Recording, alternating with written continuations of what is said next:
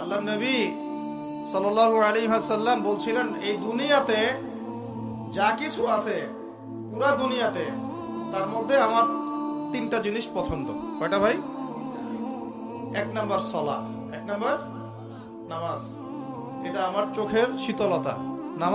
নামাজ দাঁড়ালে আমার হৃদয় শান্ত হয়, চোখ ঠান্ডা হয়ে যায়।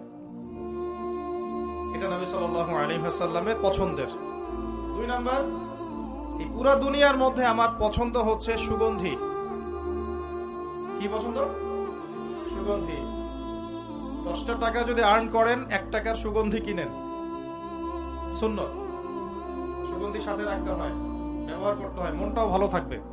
আর সুগন্ধি বেশি ইউজ করলে রোগ ব্যাধিও কম হয়। 3 নাম্বার হচ্ছে স্ত্রী। 3 নাম্বার কি? স্ত্রী। স্ত্রীরা আমার পছন্দ।